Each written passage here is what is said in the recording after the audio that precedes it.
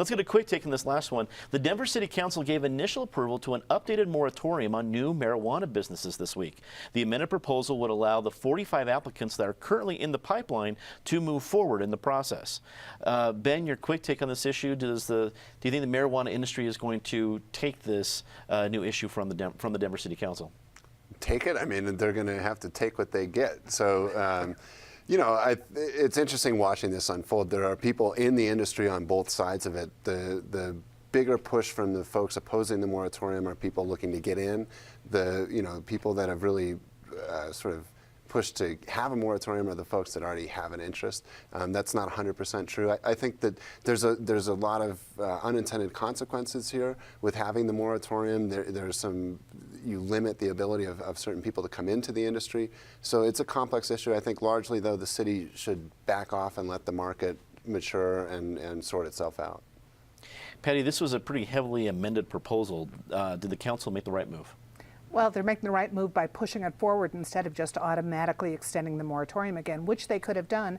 And now with this proposal, they are going to let people who've got applications in the hopper continue through, which is only fair. So this might be, the industry is changing so fast, it's not inconceivable that we'll be amending this again over and over. But this looks like a good compromise for now.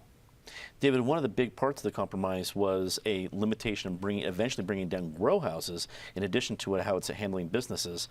Do you think that was okay to be limiting something that's probably an industry, pardon the pun, that's going to continue to grow?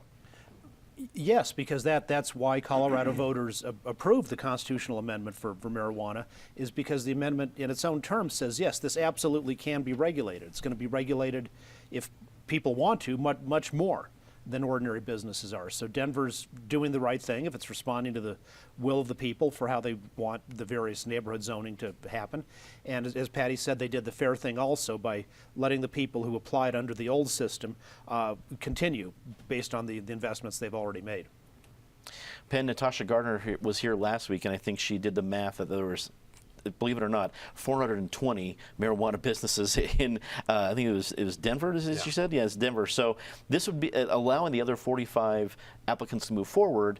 If they, let's say almost all of them went through, that's about a 10% increase.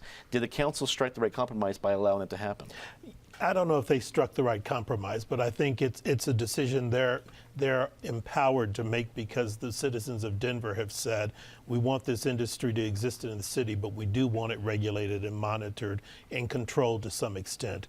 Normally, I suspect David and I might agree in terms of artificial constraints on a particular industry or business, but this business and industry was created with the understanding expressly that there would be some unique constraints and restrictions on it. And so I think the city council should be responsive to neighborhoods in the community.